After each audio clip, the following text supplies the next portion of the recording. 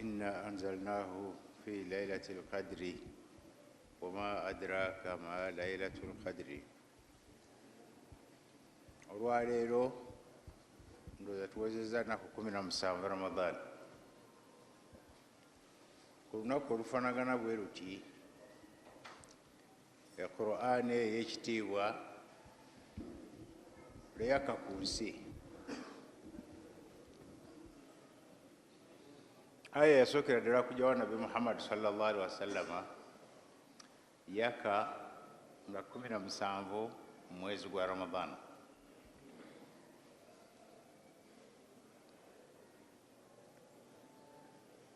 Aya ya Iqra fenna gye tumanyi era gye tusoma, Iqra bismi rabbika alladhi khalaqa khalaqal insana min alaqi.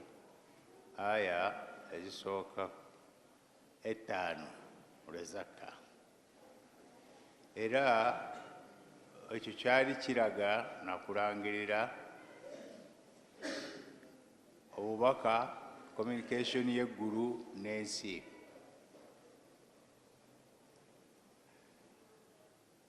Mu aya endala akinnyonnyola, in antum amantum billahi wa birasulihi, singa muba mukkiriza Katonda n'ebyo byakka ku mubaka we, yawma alfurqaani yawma altaqa aljamaani, olunaku olwayawulawo amazima n'obulimba. Again ku lunaku ebibinja ebibiri lwe byasinkana mu Badiri, obukkiriza n'obutali bukkiriza nekikakasa. Ate ekyo kyaliwo yawmul jumaa, ku lunaku lw'ejjuma ng'ennaku z'omwezi 17 Ramadan, nekikakata bitahdidi mu Qur'ani tulunaku olwo Qur'an ey'ekitiibwa lwe yasooka okukka. Eri aya endala ey'essuula inna anzalnaahu fi laylatil qadri kwali kuva ku lawhil mahfuz mu tterekero eriri eri wa rabbul alamiina, ne bagijjayo ne bajja ku Baitul Izzi, ku ggulu lino erisooka wewala ennyumba gye bayita Baitul Izza. Bayijjayo ne bagisembeza kubanga ligenda okutandika okukka eri Nabi Muhammad sallallahu alaihi wasallama munajjiman, ng'ekka okusinziira ku niiti n'ekyetaago ky'abantu b'ensi eno, ejja kuvanga awo. Bwetyo Qur'ani neevaayo nejja awo, era Jibriilu we yagijjanga n'agireeta wa Nabi Muhammad sallallahu alaihi wasallama okusinziira ku byetaago nabbi n'ekibiina kye kye babanga beetaaze, oba tteeka oba kunnyonnyola oba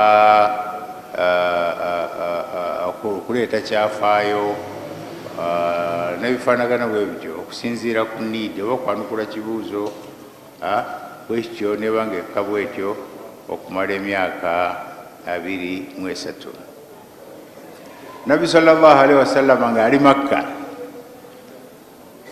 essuula 83 zezakira Makka, bayamala emyaka 13.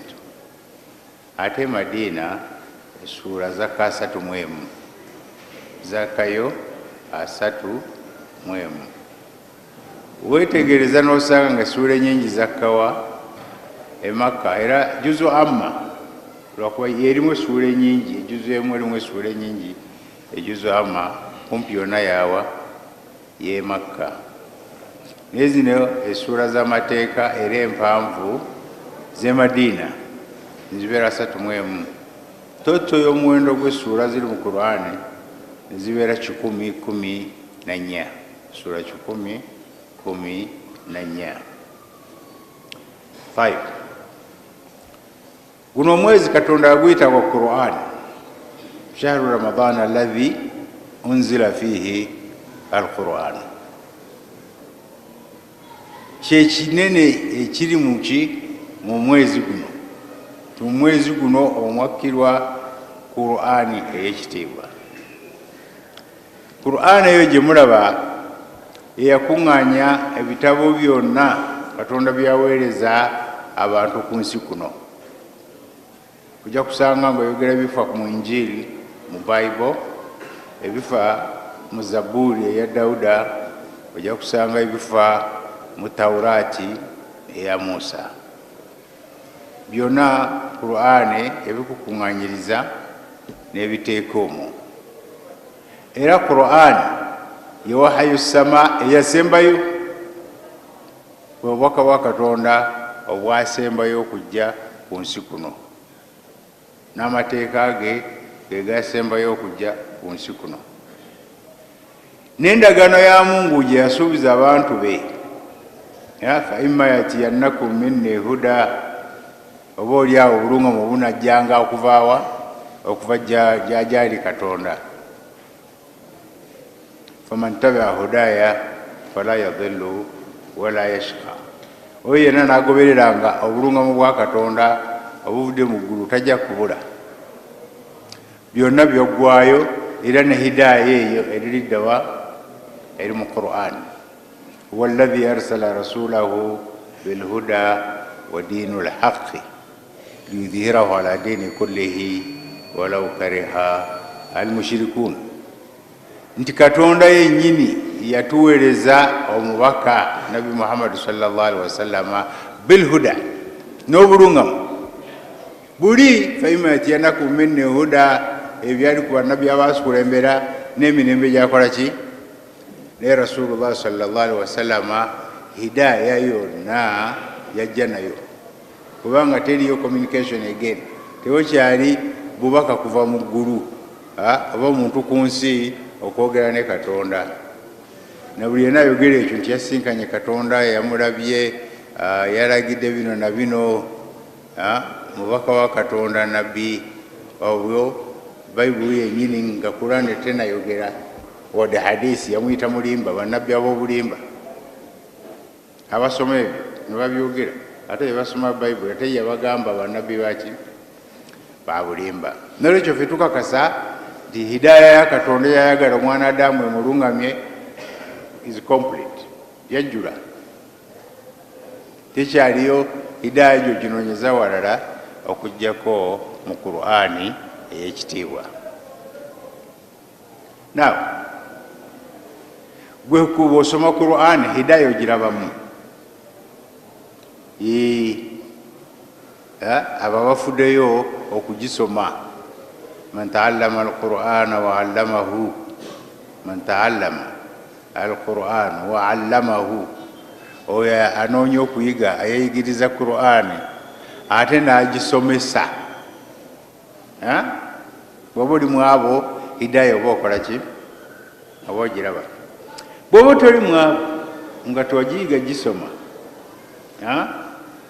nakutegeera Qur'ani kyegamba,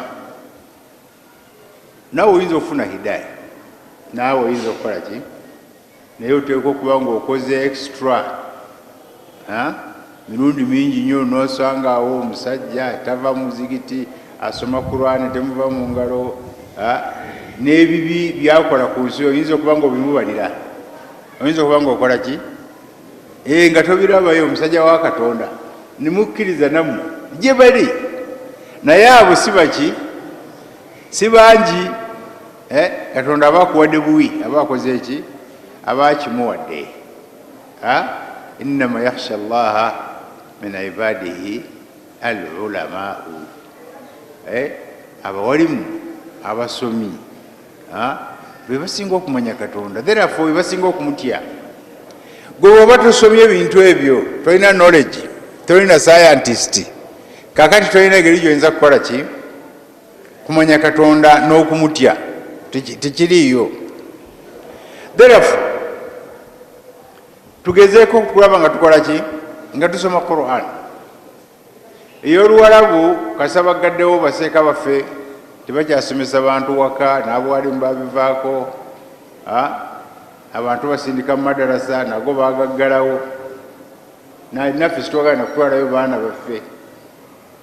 Kakati gano agasekendule amasomero noteekayo omuwalimu naye nimumumu obusente naye nabivaako nagenda noonya riziki awalala kakati nimusigalirawo mwe bantu b'omulembe guno I think you're in trouble muli mutawaana mwe tumusomye bulungi musaafu temugusomye ffe twavanga maka g'abakitaffe nga tuli bawalimu already gwe togisomye gwe Quran ate n'omwana takoze eki atagisomye muli mulembe mulala nga bwe twalaba jjo omulembe gw'abaana bamwe si gwe gwaki si gwe gwammwe abo abaana ba .com bali mulembe mulala nnyo ebintu babiraba mu ngeri ndala nammwe mubiraba mu ngeri endala kakati bimala okutuuka awo maybe we go back to drawing boards today tupulaninge bupya ediini eno engeri gyeneekola ki gyeneetambula kubanga ebintu bingi bituvudde mu ngalo gwe omuzadde gwe gutwalirowoozeza nti ojja kontrolinga omwana we naye you can't omwana ategeera ebintu okusinga gwe wadde gwolowooza nti gwokola ki omwana owuwa ow'emyaka 5 gwerekaawo iPhone esimu ye ya iPhone olabe ajja gikwata naye gyonoomusanga subhanallah gyonoomusanga n'ogijjako gwe tosobola kuddayo n'otuuka weyabadde you can TV gwe bikyano byagala okulaba simanyi gataliko nfuufu biki omutawaanya zotayagala kulaba gwe vaawo dakika 5 gende mu kisenge oleka remote control ojja kusanga akoze eki gwe oluvaawo be papa ng'agenda mu kyano zakola ki golowooza alina kulaba katuuni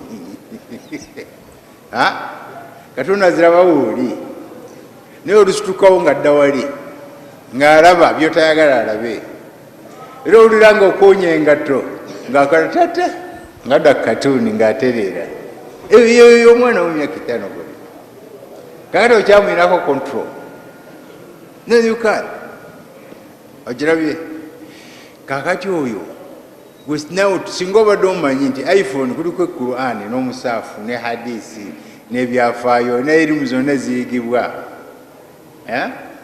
osanga yalikoze eki yalibadde afunamu omugaso sooka omulage nti history gwosoma eri musomero kwali kuno kati mufo kyokusaba textbooks bano bebakunyagirako ab'amasomero okwo kwebiri naye tibagala bikugamba abasomesa bawola ogula ebitabo byabwe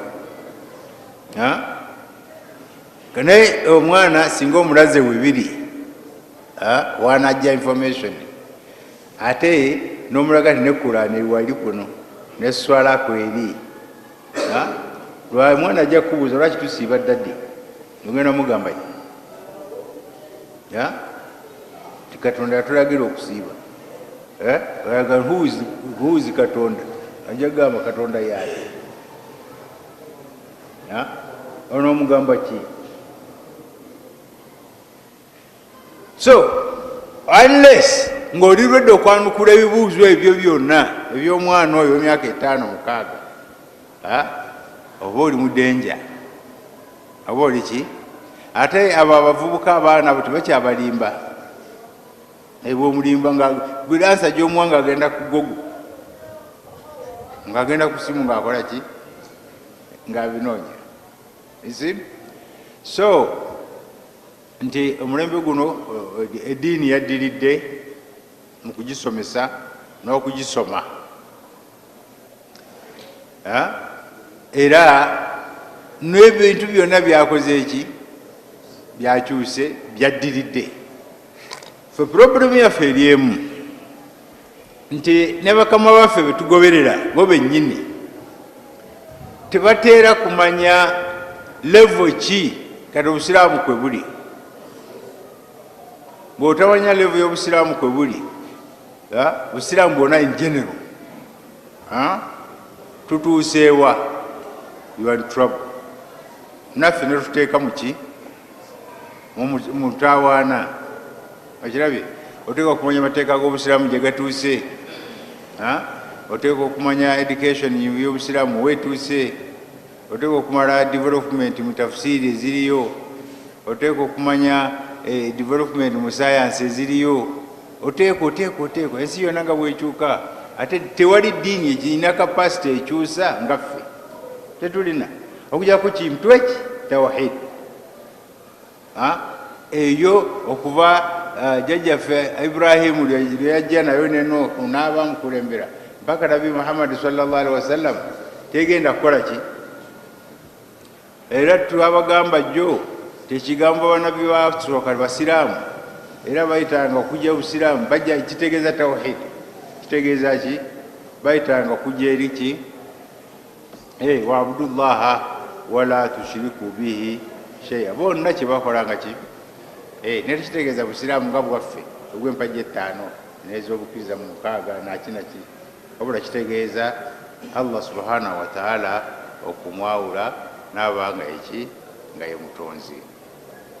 Now Qur'an bwemala okuba kitaabu hidaya, kyekitabo ekiruŋŋama, kyo tekibeera muhare, tekirina bwangu, tekirina ki, era kyo tekifaayo bw'ogiwaata n'ogiwanika.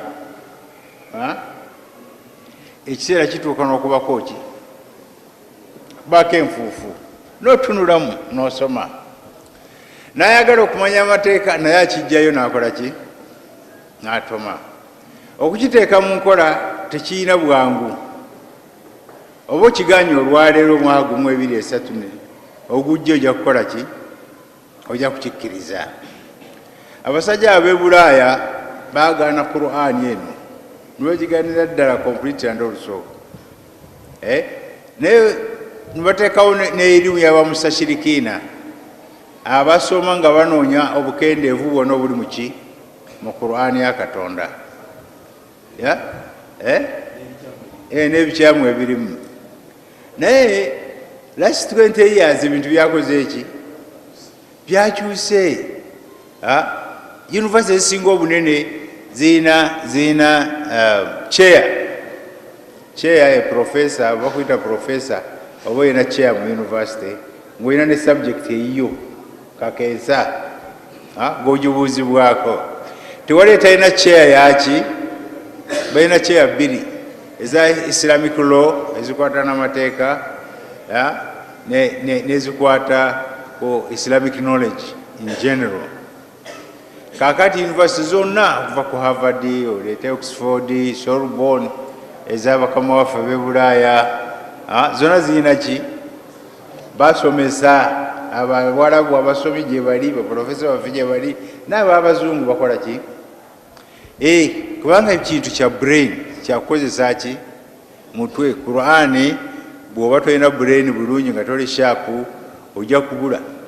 Tobula abakadde baffe wano tebakkiriza kuvuunula Qur'an, tebakkiriza kukola ki, kuvuunula Qur'an ne khutuba ey'ejjuma tebagivuunula, bazukuli tebagivuunula, okujjako abaana ab'ebukoto be bakolanga ki, be bavuunulanga khutuba.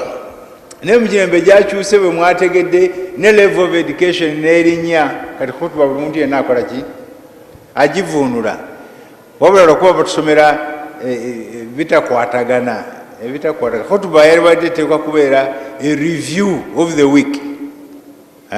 Biki ebitambudde mu wiiki, amawulire agabaddemu, ebibi ebibaddemu, n'ojja n'otubuulira n'analyzing ebintu ebyo. Naye nabo bakola ki, balina gye balemera, bali locked somewhere myaka 10 emabega. Bye batunamu ne bajja ne batuleekaanira awo nabyo, ne tuddayo nga situna gye tukoze eki, kyetufunyeemu. Naye bamanyi nti ebyobusuubuzi biri bubi, bamanyi nti enjala eri mu bantu, bamanyi nti abaana tebasoma, bamanyi nti obwavu bwazze. Kati haali eyo bwejja obusiraamu bugamba ki? Ffe twagala okuwulira, tuwe ku magezi. Naye oli olokosa oyo yenna n'amala akimiswala musingi nga bakimaswala nga tusala kabiri nga tukola ki, No, that's wrong. Ekyo kiki oba tolina kyokoze eki oba tolina kyotuyambye tutegeraganye nolwekyo Qur'an yo kakati luli nabagamba nti daawa nga daawa okuyita abantu okujja obusiraamu byaganye atamuruna nasa bilbirri watansawuna anfusakum wa antum tatluna kitaba Allah mulagira abantu okukola obulungi nga temubikoze wakaha batuuse n'okugamba yahi mutuwe sente zaffe tweriire abalala bagamba muliro guliyo kyaffe kandi accountability eririddawa amazima n'obwenkanya biriwa al amana biririddawa kati ebyo bitandika okuvaayo ani gonooyita gyakola ki asiramuke balaba tv balaba ebifaananyi musazeeko abantu emitwe mukubizo bya bomu buli kituluka ebulaaya muhammadi buli kitulika wa isa buli ngaera ngajja mu daawa al amru bil maarufi tulagira abantu okujja obulungi akuntum khaira umma twala ekibiina ekisinga obulungi tamuruna bil maarufi ekiragira abantu empisa ennungi kati ziririddawa naye yo sisitimu yamu ngaesigala etambula mu ebyemu bibyonooneka ng'ate sisitimu endala ekola ki ng'etambula nga baprofesa bulaaya basoma Qur'an nga basiramuka teri mujinga siramuka bulaaya taliyo twebiringa bino byaffe okujja wala noyogera ebigambo 2-3 limuwakana samuwembu bwosiramuse nojja ate tebakusomeseza ate bakulesaawo ate enkyo nokufuuka seeka notandika okutusomesawo bintu byakika ki ebyo baddange naye bali besomera ne banoonya kakati kyekisiramula abantu naye can you imagine abasajja abayamani abo nibava ewaabwe nibatambula nibagenda Philippine nibagenda Malaysia nibagenda Indonesia nibasiramula eduniya nga tewali sasineri tewali muggo tewali kitala noli mpisa akhlaq naye zaffe zebasookiddemu nibazoonoona naffe nitweyonoona nitwevuma nitwekuba nitweyuza kati ani gonooyita okujja eri obusiraamu kati onoomugamba ki anaalabira ku ki therefore ye nabbi sallallahu alaihi wasallama nyaffe bamubuuza tempisa za nabbi zaali zifaanana zitya yaganda akhlaquhu Qur'an empisa za nabbi zaali ki era Katonda yamutenda n'empisa ziriwa ennungi kati woba tolina mpisa n'owulira ebyotakola tewali ajja kukola ki practice nkulu nnyo mu ddiini y'obusiraamu buli omuyita wonna muli kyakulabirako naye bw'otakkiriza kubeera kyakulabirako nolowooza nti ffe baobuulidde fetujja okukola ki tutujja okubeera ekyokulabirako oba okola ki oba olimba luno olunaku olwaleero olw'17 lukulu nnyo mu busiraamu embalaze Qur'an nti yakka ku lunaku olwo era olwo lunaku Nabi Muhammad sallallahu alaihi wasallama olwo yakola ki yatumibwa era ne Qur'an okuva eri ku tabuleti ya Mungu lawhul mahfudhu ejje ku Baitul Izza naye yajja mu kisiibo naye yajja lunaku lwawa Lailatul Qadri lwaliwo ekyo naye okuva ku Izza ejje ku nsi 17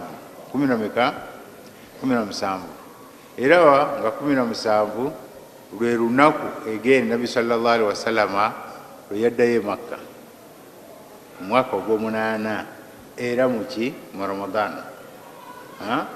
lwe lunaku lwe yaddayo Makka gye baamugoba n'ayingira Makka nga Makka ewanguddwa abajabaaliina baayo nga bakkiriza era bali basuubira oba kubajjako mitwe oba kuno batema oba kubawa bibonerezo ne Rasulullahi sallallahu alaihi wasallama talina kyeyakola ku ekyo talina kyeyakola ki bonna yabasonyiwa n'agamba mugende antum tulaka oyeri nabi Muhammad sallallahu alaihi wasallam arrahimuna yarhamuhumur rahman abasasira abantu ku nsi ku nkomerero nabo bajja kukola ki bajja kusasirwa mubikirize musasire bannammwe tuwalira tasobya otajja kugana kusonyiwa gundi aye nosubira nti katonda wajja kusonyiwa tekijja kusoboka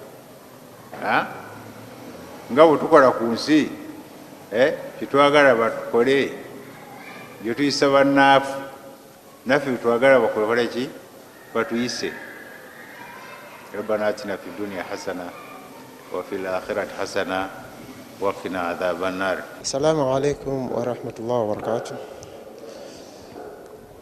Shehe tweyanziza nnyo kutusomesa. Ekibuuzo kyange kiri nti bwe mba nsoma mu Qur'ani nsiŋŋaanamu bwe nsoma mu Qur'ani nsiŋŋaanamu nga Allah agamba nti omuntu azze n'ekirungi afuna ebirungi 10. Kakati ate nga tutunuulira nga Nabbi Muhammad sallallahu alaihi wasallam ye ekyokulabirako Allah bwatugamba. Naye kati wano obwongo bwange buŋŋamba nti Katonda agambye omuntu wajja n'ekirungi kitegeeza nti ekirungi ekyo nabbi aba teyakikola gwe bw'oba ozze nakyo.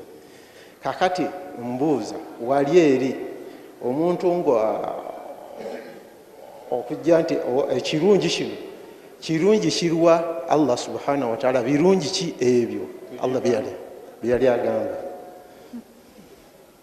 Sitegedde kyogambye sitegedde kibuuzo balwa kitegedde amuvuunulire ayagala muvuunuzi. Musiramu kyabuuza abuuza ku aya egamba nti man jaa bil hasanati falahu khairu bi ashari amthal, ti omuntu bw'okola ekirungi Katonda akusasulamu empeera 10 ezikifaanana. Kati ye kyabuuza nti ebirungi byonna nabbi yajja n'asomesa buli kimu. Kati birungi ky'omuntu by'oyinza okukola obeere nga gwe obitandiseewo ozze nabyo ofune empeera ezo. Subira musiramu bwe kityo. Eyo aya tegamba nti gweolina kutandika, tekugambye nti gweolina kutandika bibyo. Gweokukola bukozi bingi biri wano byomutakola ki byomutakola, naye oli bw'aba akikoze n'okiraba naawe n'okola ki n'omulala n'akikola, ekyo kyagamba. Naye gwe tulina hidaya yonna Nabbi sallallahu yagisomesa, obubaka yabujjuza ne bamugamba alyawma akmaltu lakum dinakum wa atmamtu alaykum nibyegwa. Wabula ekyasigalayo ye interpretation abatusooka balina enzivuunula yaabwe. Era kyovula Nabbi Muhammad sallallahu alaihi wasallam teyakola interpretation zonna nazimalayo, kubanga emirembe buli mulembe gulina interpretation yago. Era n'atuyigiriza engeri gye tukola ki ne batuterawo n'amateeka agavuunula. Era toyimirira gwe n'ovuunula bibyo, oteeka okuba nga olina wookola ki. Problem gye tusinza okusanga ye muntu okuyimirira n'akola ki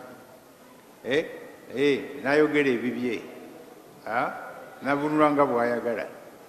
Era eki kyabayambyemu nti abakola fatwa bano tebamanyi Luwarabu, naye wallahi singa baali bamanyi Oluwarabu bamufuti bammwe, singa eno ensi eno tunula walala kati maybe singa diini ndala gye tulimu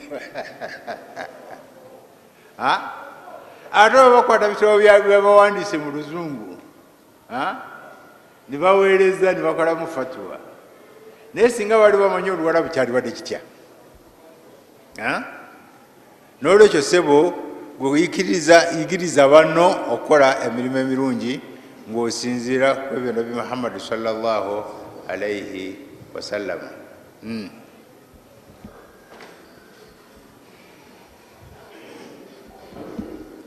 Assalamu alaikum wa rahmatullahi wa barakatuh. Ekibuuzo kyange kiri ku kigambo kigamba Allahu Akbar. Allahu Akbar waliwo abatugamba nti kitegeeza Katonda munene, ate abalala bagamba kitegeeza Katonda w'amaanyi. kati nze atamanyi bulungi njagala bwe mba nkyogera mba ntegeeza ki ekinzijira mu mutima nti oba ngamba w'amaani oba ngamba munene. Olabawo enjawulo? Birina enjawulo?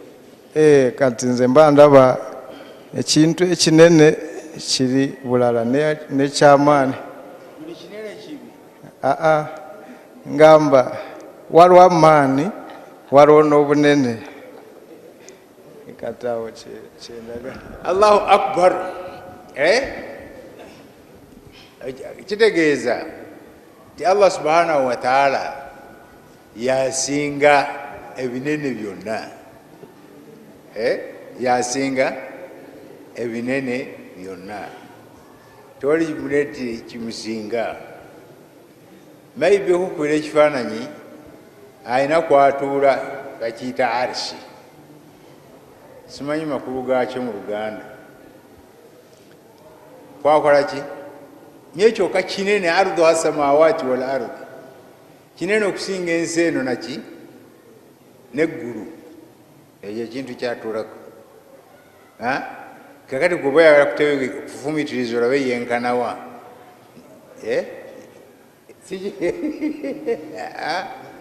Naye ekyo buli muntu yenna kimujjira mu mutwe. Kimukola ki? Naye batugamba tomulanga ebiseera ng'obirowoozaako. Natugamba mutowooze ku ebyo ebitonda Katonda byatonda. Tumulowooza ku ye. Mujja nakuzikirira bwe munaayitirira okubikola ki? Okubigendamu. Kuba tojja kumalako. Ojja kutambulawo n'otambula ng'okoma. Ojja kutambulawo n'otambula ng'okola ki? Eyo knowledge Allah subhanahu wa ta'ala teyagituwa ssebo. Assalamu alaikum wa rahmatullahi wa barakatuh. Sebo Dokita tusiima nnyo. Ebibuuzo bibiri. Ekisooka, ekitabo kya Allah Quranul Karim tekikwatibwako okujjako omuntu nga yeetukuzza. Wembuuliza engeri gyekikozesebwamu mu nkuŋŋaana baganda baffe nga basindana n'abatali basiraamu mu nkuŋŋaana z'enjiri bakibawa kuba bakozesa ebitabo bibiri. Tebafuna musango kuwa ekitabo kya Allah abantu abateetukuzza. Kibuuzo ekyokubiri. Nina obweraliikirivu bwe ntunuulira eggwanga lya Saudi Arabia nga lirina omukwano ogw'amaanyi ennyo n'eggwanga lya Amerika, ng'ate Amerika ne banywanyi be nga Isirairi tebaagala busiraamu, tebaagala mawanga g'Abawarabu kuba yeeva obusiraamu. Wembuliza omukwano ogwo gwajja gutya okulonda mu Saudi Arabia yokka? Abasajja abo tebaabenga baluubirira kumenya Kaaba nga mudda kye baluubirira ne kabuli omubaka?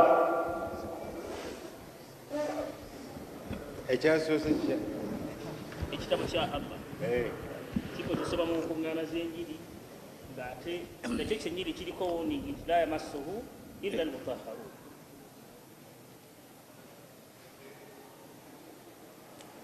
Ayavuunula bw'atyo yavuunula bubi. La yamassuhu illa al-mutahharuna yekiri eri mu ggulu era bamalayika tubaki be bamutahharuna be batukuvu. Okay? Naye eno eyaffe kakati oyagala okunoonya kwanze Qur'ani yeeruwa? Bye bino ebigambo ebisomebwa alif lam mim dhalika alkitabu la raiba fihi, ebyo yinza obikwatako. Can you feel it? Okay. Olupapula kuba biwandiise. Type. Wal mashaf. Kino ekipapa ekibeera kungulu ekigumu. Ye Qur'ani. Weetaaga kumanya ki? Ebyo byonna Qur'ani yeeruwa? Katugeze nti kiri tekitegeeza ya muggulu, etegeeza eno yaffe. You need to know. Naye olw'okwagala okugiwa ekitiibwa nga Qur'ani, era bakama baffe bakugamba yakisooka ofune ewuzu. sooka okole ki naye kakati omwana asoma mu ssomero buli kiseera kati gegeze hafidhu lquran buli kiseera naaba afuna wuzu no hikanti tosobola n'olwekyo kiri ekyo first of all tekiriiyo saagala okyesibeko nnyo qurani eri ey'oluwalabu gye baagamba nti mu buntu bulamu ne adabu n'empisa nayo tekola ki era olaba kitaffe bakubanga n'emigo mingi ng'olidde ekitabo ekirala n'okiteeka kungulu waayo yo olubeerera irina kubeera ki waggulu at the top naye ono omwana asoma ayeeyigiriza ono bona ageni agikwata n'agisoma aye toyinza gimugaana toyinza kukola ki toyinza gimugaana kadaasa yaayo eri gye bagiteekako weeri era yagitegeera naye atagitegeera toyinza kukola ki ate era toyinza mugaana kugisoma toyinza mugaana kati gwogaana abantu hidaaya suppose waliwo seeka wooyo seeka Bubakari bwomusaala naye akola ki asaala eswala nagiswala agimanyi oyinza omugaana tosaala kanyo ye munaswala yali ne faaza mulamba ediini azimanyi bulungi okwasa omulimu gusomesa diini profesa w'amadiini oyinza omugaana okusaala gwena etteeka erigwana tali musiraamu okusaala olina teririiyo era eri ku nkomerero ya mulukiyama bagenda babuuza masalakakum fi sakar ekibalese mu jahannama ono kiki bajagawala balogenda bagamba batya lam naku minal musallina walam naku nut'imul miskin twali situsaala era ne byasaddaaka ebatugamba nga nabyo situkola ki kati omuwongo bamuvunaanye ate kati wajja okusala nga gwomugaana ezo issues ezo ki ezo issues baseeka bano zibalina okutuulamu bakole ki banyonyole nze siri mufuti nze siri ki ربنا تقبل منا انك انت السميع العليم تب علينا مولانا انك انت التواب الرحيم ربنا اغفر لنا ذنوبنا واسرافنا في امرنا وثبت اقدامنا وانصرنا على القوم الكافرين سبحان ربك رب العزه عما يصفون والسلام على المرسلين والحمد لله رب العالمين